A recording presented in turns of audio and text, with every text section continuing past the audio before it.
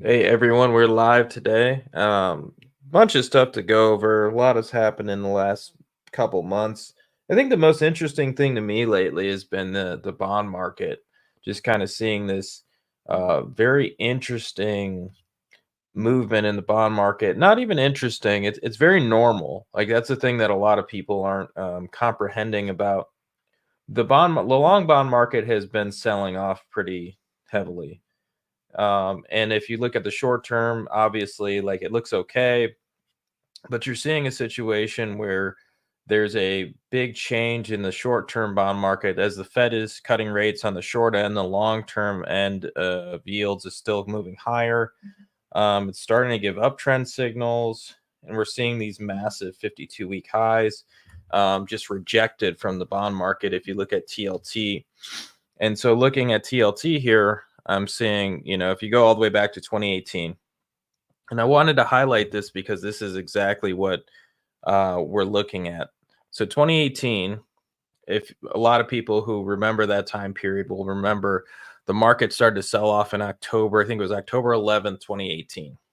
And basically, the Fed started to raise rates that year, earlier that year. I think it was at the end of 17, actually, they started to raise rates a little bit. The market was melting up like crazy. We had Volmageddon in January 2018, right into, I think it might have even been February 1st or something. It was the end of January or early February. Volmageddon happened. The market crashed in the S&P 500. The market started moving sideways as they continued to raise rates. And then in October 2018, the market crashed. Then around November, you saw this change in the market. So gold started to bottom right as the market topped around that point in 2018. And then shortly after that, the bond market bottomed.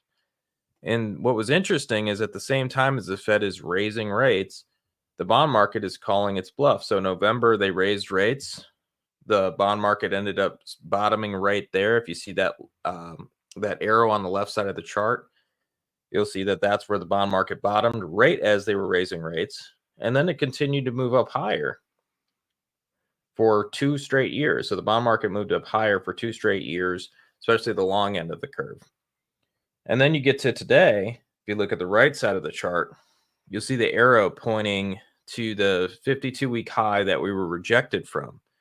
And so the question here is why would the market do that in 2018 and why would that do that today? So I'm going to ask Kashop first. Kashop, why did the and you looked at the bond market and you and I were trading and talking a bunch during this time. Why do you think the bond market ended up moving up in 2018? Bond prices, at least. So that was a very different cycle. If you recall, the Fed started hiking rates in December 2015, and they did 25 basis points in 2015, 25 basis points in 2016, and they really didn't commit to hiking rates. It was more like that was when Janet Yellen was in charge. And what they were doing was they were kind of testing the waters, trying to see if the economy could handle a 25 basis point hike. So this was the time when, so 2008 rates went to zero. And after that, it was held at the zero lower bound until 2015. So that was 7 full years. And after 7 full years, the Fed thought if they just hike by 25 basis points, that would be the end of it. And so they were very, very cautious. So they did 25 basis points. It was a very well choreographed hike. In fact, they were beating the drums about it for an entire year. And then 2016, December, again, they hiked by 25 basis points. And they kind of did a very gradual rate hike all the way up to 2.5%, thinking the economy could handle it. And if you recall at the time, all the economic pundits were saying that there is no way the economy can handle 2.5%. We are going to go into a recession. And I believe that even if we didn't have the COVID crash, we would have at least had a mild recession by then. And that was the effect of the rate hike. So the bond market was pricing in the recession risk. The bond market was pricing in kind of not too hot, not too cool inflation. If you remember, the headline in 2019 actually was Janet Yellen is worried that there is not enough inflation. She actually went to a conference, I forget which, I think it was the Brookings Institute, And she went and said she is worried that the economy is doing so well, but there is no inflation. As though, she wishes higher prices on everyone. But that was the worry of central bankers at that time. So the central bankers in the bond market, they are very well connected. They are kind of in sync. So when the central bank is worried that there isn't enough inflation, then asset managers want to take more duration risk. And this was this crazy period. We had this crazy period where Argentina, of all countries, was able to issue 100-year bonds, which was just wild because Argentina defaults on its debt probably once every decade. And that offering was oversubscribed, meaning if they are offering $100 worth of bonds, like investors were willing to commit $1,000 to the offering because they just wanted to get a piece of it. So it was oversubscribed. So we had this really crazy wild time. In fact, you had Nestle issuing bonds which were guaranteed to return less of your principal when it was redeemed, meaning the yield was negative at issuance. It was not negative yields, yield to maturity. It was negative yields at issuance. So it was pretty wild. And that was the time where the US actually had higher interest rates than the rest of the world in terms of the bond market, not in terms of the Fed funds. So it made sense that as investors got more comfortable taking on duration risk, meaning 100-year bonds is a lot higher duration than the 30-year bonds that the US government issues. So, as investors were extremely comfortable taking duration risk and they had already priced the bond market to perfection in Japan, Europe, in fact, most of the pigs, emerging markets everywhere. So, even China was getting in on the boom. They issued these dim sum bonds. So, everyone was going hog wild in the bond market. So it just made sense that the US finally catches up and the bond market prices in lower interest rates in the US, which is why you saw that big run up in TLT at that point. And it also got to a point where you had this very lopsided view of the world wherein bond investors, people who traditionally preferred bonds, were buying utilities, staples, healthcare, REITs, MLPs. They were buying all these equity products because they wanted the dividend yield. And the people who are buying bonds were the people who were seeking capital appreciation from the price going higher. They didn't care about the coupon because the coupon was probably negative or close to zero. So you had this very lopsided capital market, and that was a completely different era, which I think historians will be writing about it for hundreds of years to come. The way we write about the Dutch tulip mania or the Mississippi bubble or something of that sort. This bond market, that era was an anomaly. So now, if you look at what happened after that, uh, 2020 COVID crash happens, the Fed panics, and they print $3.1 trillion over the span of around 40 days. And that kickstarted the inflation boom. And then all these central bankers, Paul Krugman, all these economists, they come and tell you that inflation is transitory or inflation is good for you, all these kinds of ridiculous things that they kept telling you.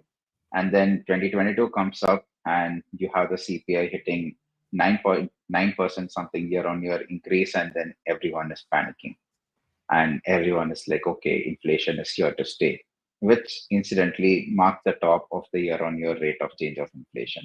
So there's two things to CPI. One is the actual number, like price of eggs is going to constantly keep going up. The other is the rate of change in the price of eggs. So it's increased by 40% from 2020 to 21. It's probably going to increase by just 30% this year and maybe just 2% a year later. So you have the price that's constantly going up, the percentage, which is what everyone seems to focus on, that hasn't gone up as much. So coming back, October 2022, we had this extremely scary CPI print, 9.1%, I think it was, and the market bottom. The market said, this is it. This is the peak in terms of year-on-year change in inflation, and it's all up from here. And after that, even though the Fed tried tightening, sort of, they weren't really successful. So the Fed kept hiking. You still got rate hikes in March and July 2023, but even though the Fed hiked rates, the market is like, no, you are done. We know it. And it's also the case that the Treasury changed the way they issue these bonds. So we all look at US interest rates, but what are we actually looking at? We are looking at the rate on US treasuries. And when Janet Yellen was treasury secretary, what she did was she changed the way they issued those bonds. So usually the government tries to issue a lot more of longer term debt and a lot less of shorter term debt. And that's simply because if you issue a 14 day T bill or a 3 month T bill, then you have to keep rolling over that debt constantly. And when you issue these short term securities, you are competing with corporates who are also using the same commercial paper market for their short term needs. So what happens is you tend to crowd out the other credit seekers, which is the corporates, the everyone who operates on the short end of the market. So usually what the treasury does is they issue 10-year, 20-year, 30-year bonds. And this time they said if we issue too much of that kind of debt, the bond market is going to go bonkers. So what we'll do is we'll issue 3 month T-bills and we'll just keep rolling it over and over and over. So when they did that, rates kind of softened on the long end, which is why you saw a decent bit of rally in TLT. But now the problem is that the fiscal deficit is something like 24% of GDP. And whichever presidential candidate wins, that number is only going to go up. So the CBO projection is that Kamala Harris will have a higher overall debt level, whereas Donald Trump has a higher range of outcomes possible, but chances are even he is going to have an extremely high level of uh, extremely high. His policies would entail a high level of debt issuance. So when you have these, it's rock and a hard place. Whichever presidential candidate comes to power, the treasury is going to issue massive amounts of debt. And when you have that situation, the bond market is saying, no, we cannot take this kind of debt load. And that's why you're seeing rates going higher, even though the Fed is cutting, because everyone knows that ultimately all this debt ends up on the Fed's balance sheet. But as long as the Fed is posturing, saying, no, they're not going to buy these bonds, the bond market is just waiting. And it's a little weird because if you recall March 2023, everyone was so sure that rates were going to go higher. You had this big move up in 2 year treasury yields. The bonds got absolutely slaughtered, and then you had the Silicon Valley Bank failure, and they just dashed it higher. So the market cut rates way ahead of the Fed, and it kind of stayed that way. So the bond market also, I would say, is unsure of what it is doing. Meaning, until you get clarity from the Fed or from the Treasury, or until this election uncertainty is over, or until at least the Treasury clarifies whether they're going to keep tapping the short-term funding market or going to go back to their normal issue and something of the sort. Until you get some of the clarity, I think the bond market is kind of going to be antsy. Plus, let's not forget, right up to that first cut, which was the September cut, the Fed said they were going to cut. Everyone knew they were going to cut, and everyone had kind of already priced in 50 basis points. So the bond market had already priced in that 50 basis points. What they hadn't priced in was how quickly the Fed would continue cutting rates. And right now, I think people think maybe they're not going to cut as quickly as anticipated. So I think that's where we are. And I think that's where we are seeing this kind of bond market tantrum right now. But one last point on that is usually when you see a bond market tantrum like this, you should see the dollar heading lower. Whereas this time, the dollar's kind of, in fact, held up beautifully well. So that's an anomaly in this cycle as well. And maybe you can talk more about where you see the dollar in this situation. Yeah, that's a great point, and something that that keeps coming up for me is questions on oil and the dollar and so on, and like we could go over all of these things again and again about oil, the dollar, the positive correlation between it. This is a little bit besides your point, but we'll talk about this and then we'll get back to that. The oil and the dollar has continued to move together for a little while now. And I think so many people are thinking that this is something that has to happen forever. Now that we're the world's biggest producer of oil in the United States, it's just going to be this dollar oil correlation. And I think it's something that traders look into too much no matter what, whether you're a chartist or a fundamentalist, like the correlations, the intermarket analysis, like this all has to go your way all the time. And if it doesn't, it is worthless. And it's like, it's not even the case. Another chart I brought up, I think it's here. Yeah. So the 10-year yield and gold. Oh, sorry, the 10-year yield and the copper to gold ratio.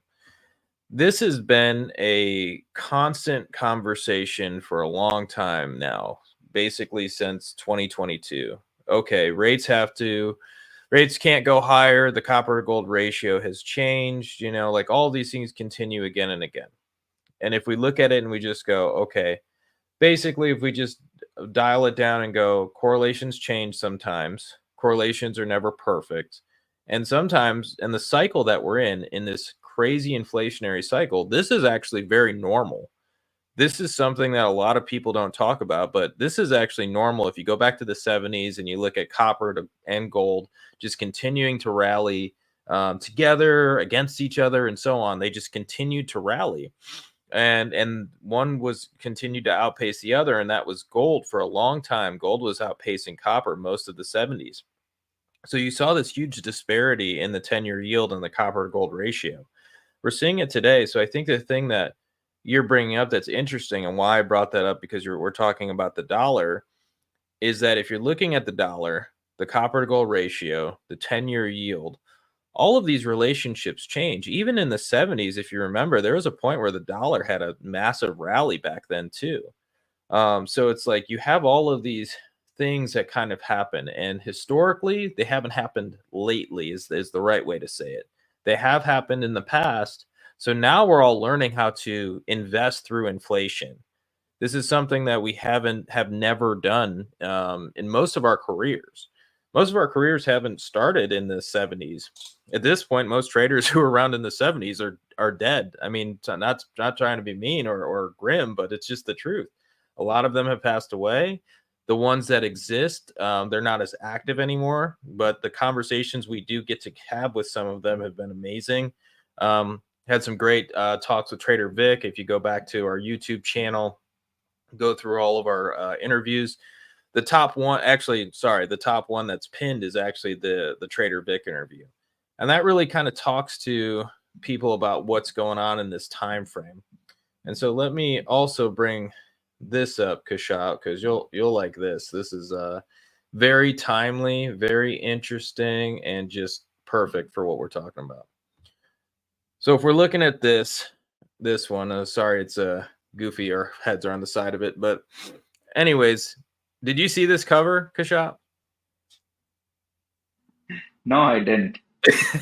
Yeah, it's perfect. So if we're looking at this Economist cover, the other day I was in the Slack group, and Straza ended up sharing this, and I was like, man, for me this is a dollar thing. For other people, it's a stock thing.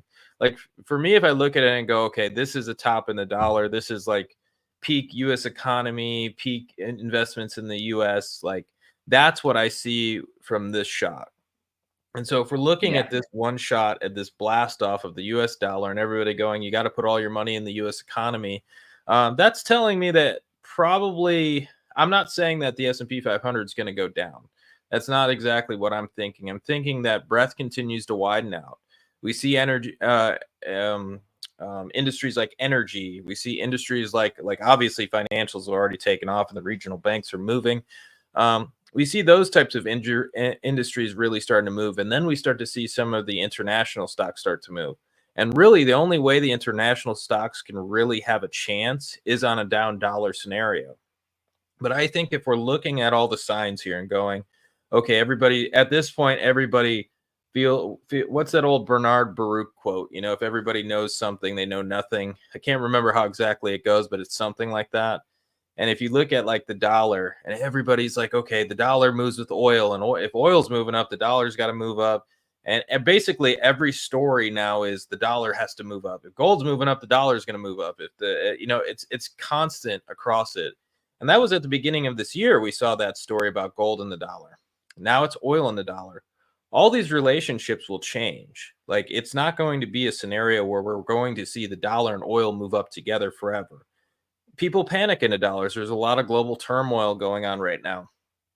Obviously, production in the United States is at an all-time high. I think we produce more oil than anybody else in 2023 ever in history. I think that's all right, but I don't think it leads to, hey, this correlation is going to stay this way forever and ever. Yeah. The quote that you were looking for is everyone's thinking the same thing, then no one's thinking. Yes. And that so like coming to magazine covers, so Barron's ran an article saying S&P 6000 is confirmed for this year.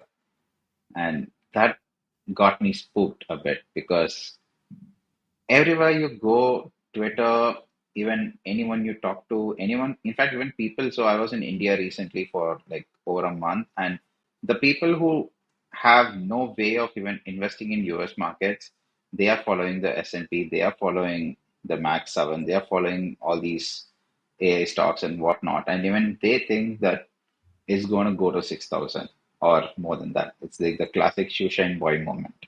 And you see that being put out everywhere on the media kind of makes me wonder whether that's really going to happen, or if that does happen, is there going to be like a sell the news event? Because um, the last time someone who can just understand the sentiment, the last time I saw this kind of bullish sentiment was when Tesla was added to the S&P 500.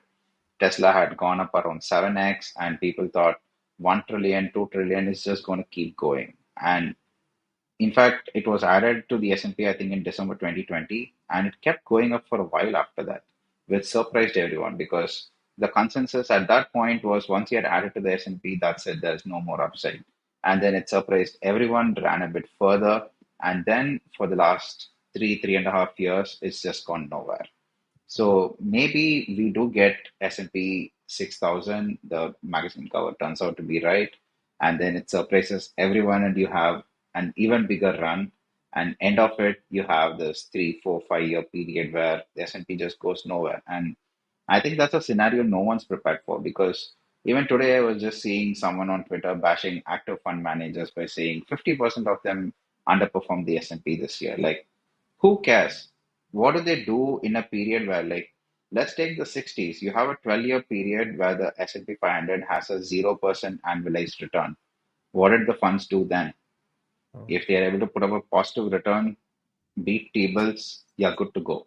Or if they're able to give you an uncorrelated return, then you're good to go. So there are a lot of reasons to invest in the market besides beating a benchmark. And right now, everyone's so focused on this 6,000 or this benchmark because it's worked for so long. So I don't see a reason this bull market should end right away. But I think if we do get to 6,000, surprise everyone to the upside, maybe go another couple of 100 points beyond that, that would be the top for the next 2, 3 years, at least until the Fed starts printing a massive amount of money, because that's really what drives markets. It's the liquidity. And if you get that, then the rest of the stuff just doesn't matter. Like there's this famous Peter Lynch quote from his book One Upon Wall Street, where he says, and by the way, as an aside, I think all of his books are a must read if you are in finance because it makes it so easy. And he said in Japan during the 1980s bubble, there were cats being sold for $500,000 and dogs being sold for $1 million. And how do you know they are actually worth that much? Because you can exchange two cats for a dog. That's kind of how it is. And if you look at what people are doing with their assets today, it's not that they are exchanging dollars for gold or dollars for Bitcoin or dollars for units of the S&P 500. They are exchanging units of the S&P 500 for units of the Nasdaq. They are exchanging units of treasury bonds for units of the S&P 500. So the dollar is kind of there in the background as a denominator, but everyone is just trying to beat inflation. And when you have a situation where everyone is just trying to beat inflation, it is not at all surprising that the market just doesn't correct. It cannot correct because the unit of measurement is no longer the dollar. The unit of measurement is the SPX. It's the Qs, it's gold, it's Bitcoin, it's oil, it's every other thing. And I think we have already gotten to that situation, as scary as it sounds, because you need to have respect for the currency. And right now, the thinking is cash is trash. People want to take out credit card debt, buy Bitcoin. People want to take out credit card debt and go YOLO it on call options or whatnot on Robinhood. And if you look at Schwab or TD or uh, Interactive Brokers, the account openings, something like up 20% year on year. It's ridiculous, but that's kind of where we are getting to. It's like gambling in the stock market has replaced online sports betting, or maybe both industries are growing phenomenally. I don't know, but it just kind of feels like the unit of measurement is no longer the USD, but some unit of some other asset. What are your thoughts on that? It certainly feels like, well, both are growing. In the United States, it's insane. The sports betting thing is absolutely insane. Everybody does it. Everybody talks about it. It's all anybody talks about sport events. There's athletes getting in trouble every other week because they're betting on themselves. I mean, it's pretty crazy here with the sports betting stuff. But if you look at it just through the lens of the market and go, okay, well, as a trader, for me, I'm looking at it and going, well, I still want to be long this market. I don't see reasons to go, okay, well, this is the end, this is it. I'm seeing more reasons that things melt up than melt down, which to me is crazy because once again, it's the same thing that you're saying earlier, which if we're looking at inflation, for example, and we're going, okay, inflation is high. Inflation has to go somewhere. So does it go in the stock market? Is it really going to continue to outpace real inflation? Not the inflation they tell us, but the real inflationary number, the cost of living for normal people in the United States? I don't think so. I don't think we have in the last few years. Even I don't think we've outpaced it. The real price of inflation in 2021, end of 2021, all the way to the beginning of 2023. I don't think we really outpaced it. Sure, we've had good returns. Sure, that I'm talking about the S&P 500. Sure, the S&P 500's had some good returns in some of these years, but if you really take the real price of inflation, it doesn't look that great. So if we continue to look at it and go, okay, well, money's got to go somewhere. And obviously, like the bond market is kind of telling us that there's either two things happening, and one might be more to your point, and one might be more to my point. It's either the bond market is looking at it and going, oh my God, the Fed's cutting rates. Well, that's going to create more inflation. Therefore, stocks can continue to go up in this environment. Most stocks, not saying like some of these areas, and you and I both know some of these areas look terrible, but looking at energy stocks and gold miners and some of these things and these undervalued areas, like some of these can really move at some point. Financials, even. Some of these can really move in this type of an environment. But if we look at commodities, what is the bond market saying about commodities? I think it's saying that in the future we're about to have more inflation. I'm thinking the bond market is sniffing out the fact that, hey, yes, this is great, and yes, this might be cool for normal people to see that we're cutting rates. However, this is where inflation is just under the surface. Inflation is going to skyrocket again at some point. So the bond market's kind of telling us that and hinting at that. Which at some point leads to a what you're talking about, which is a down market. So it's just a time frame thing. At the moment, I think it leads to higher prices in most stocks in the market. In commodities, start to bottom and turn up in a lot of different areas. I think that's very possible. But at some point, that starts to put pressure on the market. As a trader, I go, okay, I want to pay attention to this. I want to be a part of this, and I want to make money during this part of the cycle. But as a person whose investments are in the market, I also need to know, hey, there might be a turning point here at some point. Pay attention to that. As a trader, you should always have that idea anyways, like your stop losses, your risk management models, whatever. That should all be built into all of these anyways, so you can take advantage of these moves, but at the same time be ready for that possible move. But I think commodities are going to be a very interesting area in the next year. I think from basically year end to into next year, I think commodities are going to be probably the place where most people are going to want to be. I think the dollar continues to fall. I found that chart of the correlation between the oil and the dollar. And people, what's interesting here, Kashav, is that people, they panicked back in the 2000s The same thing, but something that you know and I know that most people don't talk about is the dollar is a panic currency. People panic into this thing, they panic out of this thing. It's just a thing where people continue to panic into it all the time when any type of strife or turmoil happens in the world. So if you're seeing for example, when did that correlation go sky high? Well, that was actually in 2022. It was the beginning of 2022. What happened in the beginning of 2022? Well, it was the Russia Ukraine crisis. As that crisis hit, we started to see that correlation go sky high, because people are panicking and aiming the dollars.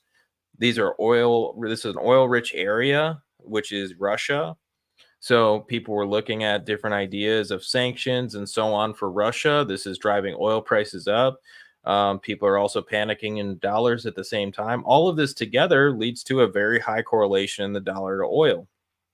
Today, yeah, we still see it, but it's not, it's mainly just kind of living off of what happened back then.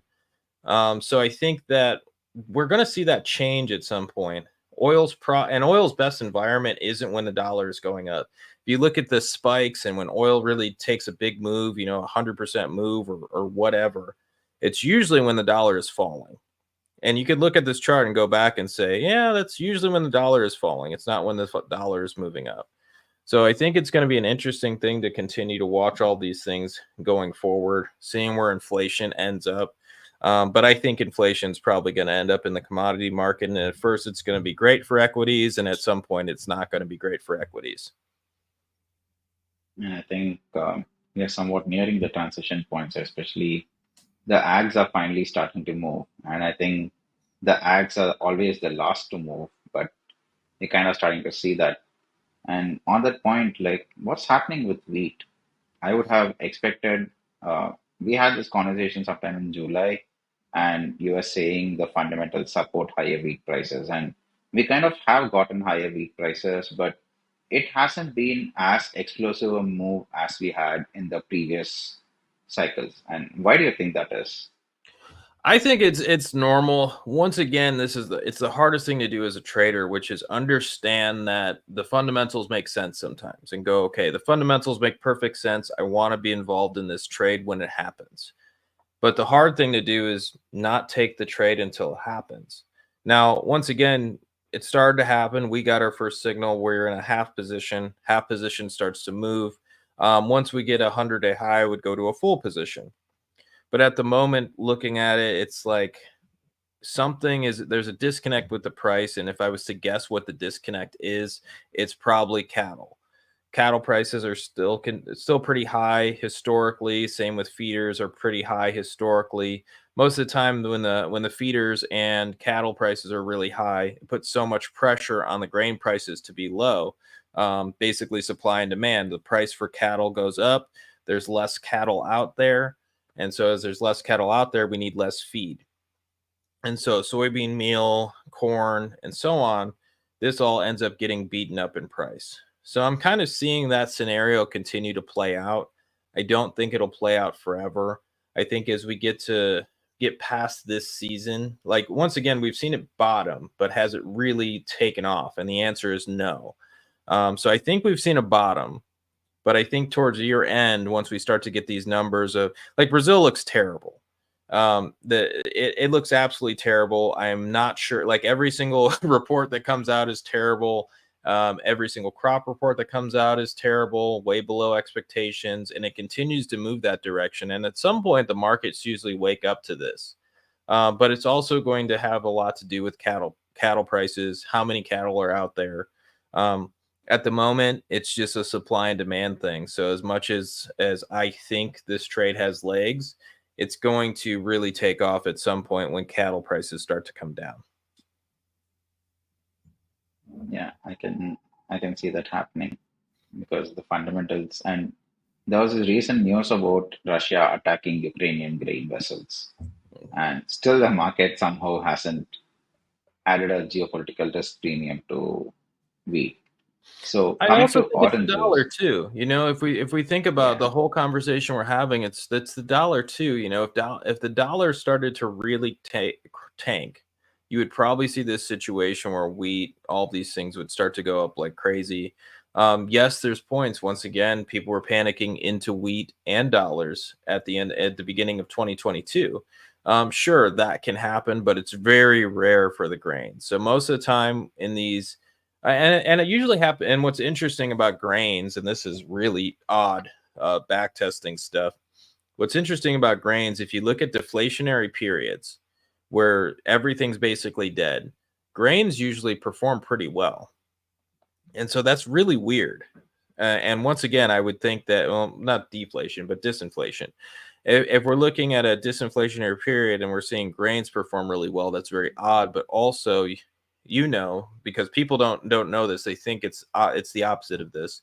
But if you're looking at the U.S. dollar, you would go, okay, the U.S. dollar always moves up during times of crisis, and that's not true either.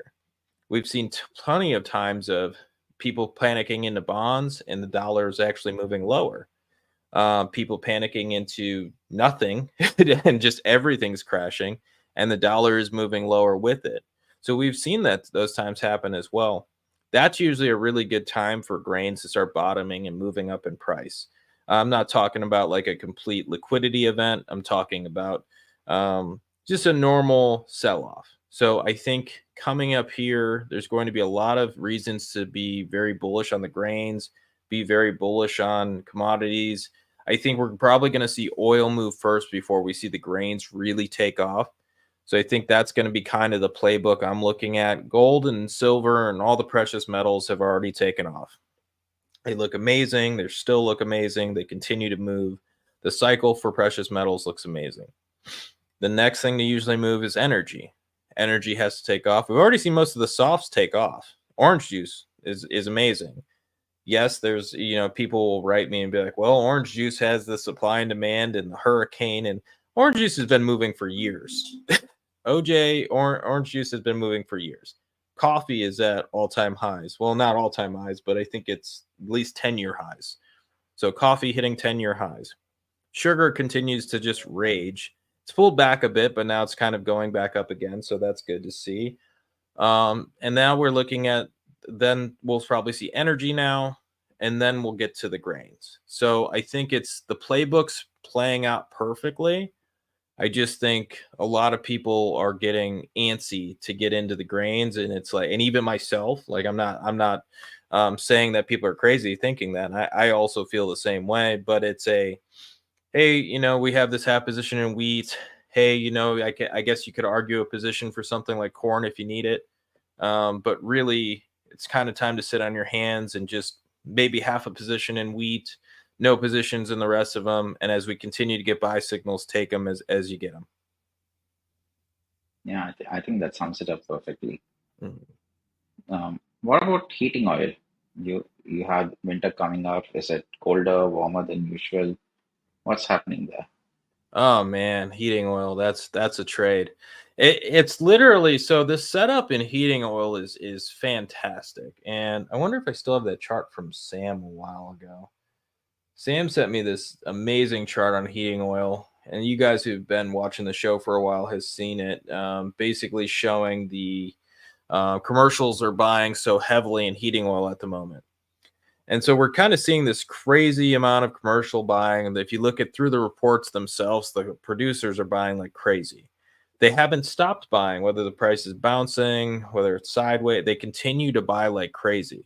So this is kind of saying that we're probably closer to a bottom than I've ever seen in heating oil, maybe ever. I think that this is probably a great time to put it on your signal list. If you have a reversal model, you're trying to catch bottoms. Sure, you could buy, if it gets over a 10 EMA or something, you could try to buy it for a pop. But really, waiting for this thing to really break over some major levels so the uptrend starts to come in and get intact. And then you're going to see oil, heating oil, the energy. I mean, the energy sector doesn't look that bad as a whole. ExxonMobil hit new highs recently. So there's a lot of things to be bullish about that whole space. But heating oil itself, when you're looking at, are we coming into the winter months? Is this going to be a good seasonal period? Um, that's usually the best seasonal period for most of these things. Most people think it's summer. That's what we're all taught when we're even in school for finance. Everybody says, well, summer months are great for energy and oil because people are using their cars. But really, the it goes back to supply and demand. The supply is so heavy at that point that it doesn't matter that the demand is so high. What happens in the winter is we need heating oil for different things. We need heating oil for it's also it's basically diesel too, and trucking doesn't stop in the winter. So as these things are kind of continuing to move, heating oil is usually the outperformer in that period. So I think heating oil is going to be probably the easiest thing to buy during that time. I think it's probably going to be one of the first movers. If we do see this energy thing take off, heating oil should lead the way. But at the moment, it's kind of dead money. It's all kind of sitting below a 200-week moving average. That should be kind of a point where people go, well, I don't know if this is really worth even taking a shot at the moment. Um, so I would think that at the moment, I wouldn't touch it. I would wait till it gets above certain levels. I like the energy stocks more at the moment. So I would say the energy stocks are probably the place to be. But I also, just like you, I believe that this scenario can play out too. And what we're looking at here is this is an analog from the 70s and an analog from today. So I'm not a fan of these type of charts. I'm not a fan of them at all. However, I do look at them sometimes for a playbook. For example, I go back a lot to the 70s and go, what moved? How did it move? What moved first? What moved last? Understanding those things. And it's the same way as what did the Fed do in the 70s? I'm not saying history repeats, but history rhymes. And because history rhymes, we could see this start to bottom out here, and we could see inflation rates start to move back up, and we could see the Fed start to move back up, move up rates with inflation if inflation comes back into play. So I do think what we're going to see is if you look at this chart too, you could actually overlay the Fed rate on here, and you would see that the Fed actually raised rates just after this. So basically, what I'm talking about here is you can front run the Fed by understanding things like this, understanding that they're always behind the curve, understanding that inflation will probably come back. This will put pressure on the energy markets. This will put pressure on rates to move higher. And so, as we're seeing that the energy markets move up, rates move up, then on the long end, especially, then you'll start to see the Fed come in after that and go, okay, we got to raise rates now. So, I think we have some time for this trade. I think that it's going to be very quick. And you could talk about this too, Kashop. I think it's going to be very short lived where where they're lowering rates. I think it's going to be very short lived. I don't think they're going to be able to do it for long. I think it's going to be a situation where they get it down. Let's say 4%. My mind would be blown if they got to 4%, but I think they could get to 4% if I'm being honest. So 4%, they get all the way down there. I think inflation would skyrocket at that point. I think it's right under the surface, and you're traveling a lot lately. Are you seeing inflation still in other areas? In the United States, grocery bills haven't changed. A lot of things really haven't changed at all. So are you seeing it on your travels at all? Like, are you seeing inflation moving up, staying the same, or moving down? I see inflation moving up a lot. So in India, hotel room rates are now priced above $100 a night, which is crazy because 2019, I was traveling in the US and I stayed in pretty decent motels like Ramada, Best Western type. It was $100 a night. And the similar quality right now in India, it's $100 a night, which is absolutely insane when you compare prices for an American earning in dollars and prices for an Indian earning in rupees, the purchasing power difference. And it's just wild. And food. So in my hometown, if I'm like Uber Eats, if I'm or DoorDash, I'm just ordering in, food is actually more expensive than it is in Dubai. It is just something I'm not able to understand. And the reason for that is the labor market is too tight, meaning you don't have enough workers. And so they are not able to get the restaurants which managed to stay alive have had to hike. rates like anything. The people who are in the delivery business, they have started to hike their prices as well. But it's all because the more you hike rates with inflation, the problem is that demand comes down. So instead of ordering it via Grubhub or Uber Eats, people just go pick it up and take it home. So what happens is the demand for those services actually comes down. And because a lot of restaurants close, the ones that are remaining in business, they have to kind of hike up their rates to manage their rent and the increased cost. So what happens is once again, demand for eating out as a category has gone down. So everywhere I'm seeing price hikes with lower quality or price hikes with less demand. And that's one of the effects of inflation that never gets captured in the CPI. The CPI will just focus on what's the rate of change. It does not focus on how all these affect consumer behavior, it affects business behavior, how it affects certain industries. So 2019, 2018, you would have more demand for leisure, travel, tourism, or any discretionary services. For instance, getting a haircut. Like you could go get a haircut twice a month, it wouldn't really pinch your pocket. Now, if you go once every 2 months, you kind of feel the cost. And that's not changing. And no matter what the figures come out to be, like it's 22% increase, 5% increase, the fact is everyone on the ground feels the inflation, and that's not going away. No, I completely agree. I think that's what we're seeing more than anywhere else, right, in the world, which is that we're definitely in a period of high inflation, whether the Fed says it or not, whether they come out and tell us that they finally hit their rate or whatever. We're at a point where inflation is high. Me getting a haircut anymore, like you're talking, I used to get my haircut for $20. Now it's 50.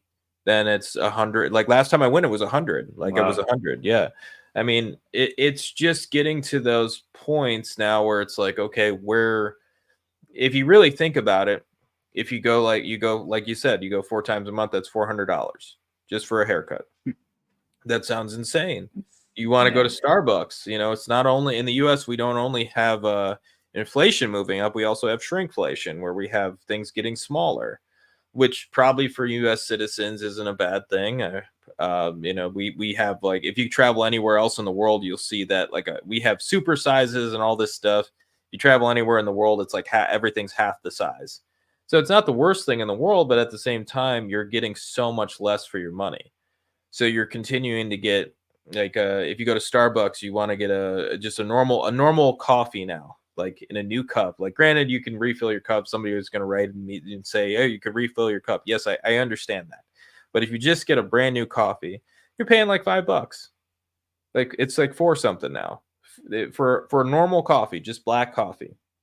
We went out to eat the other day. We're just sitting at a normal diner getting black coffees. It was like $5 each for coffee. I mean, add that up. Like, there's people like I don't. I make my own coffee at home, but there's people who make coffee every single or go out for coffee every single day.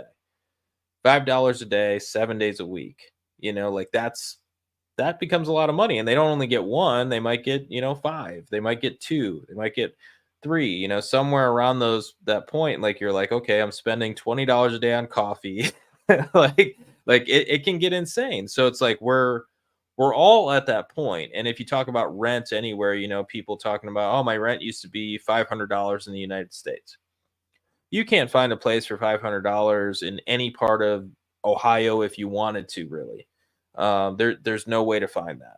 I mean, maybe there's some small town somewhere where you could. It just doesn't exist. Same with grocery prices, like you heard. It sounds crazy to people from other countries, but you heard about, and you brought this up one time with people buying like complete steer and putting it in their freezers, and it's like I do that. That's what a lot of people do because the prices have gotten so insane that if you eat meat and you eat it and you want quality meat that's actually like grass fed and the person who's actually doing it, that's the only way to get it anymore. If you go to the store, like if you're just buying a normal steak, like I'm not talking grass fed, I'm not talking like Organic. I'm not talking anything like that. Just a normal T-bone steak is like $20 at the store, frozen. That's insane. Like it's gotten so crazy, but people are they're not really understanding it yet. I really think there's a disconnect between what people are looking at when they go to the store, when they go to the market, and these things. Like there's a disconnect between that and what reality is, because the Fed comes out there and they say, "Oh, we've cured it." I've had people come up to me randomly and be like, "Man, it's crazy. You think about gold and stuff. I mean, inflation's dead." I'm like, "Oh, okay." Like where is it dead? You live in the real world too, just like me. My computer, which would be a $3,000. It's the highest end MacBook Pro that they make, the biggest screen. But that years ago, that was like $3,000. Now it's 10. Like it's just gotten really out of control. I think it's something that more and more people should really look at. But we can end it there. You got anything you want to close on, Kashop? No, nothing in particular. I think you're good. All right, guys. Thanks for joining us. We'll see you guys next week. Bye, guys.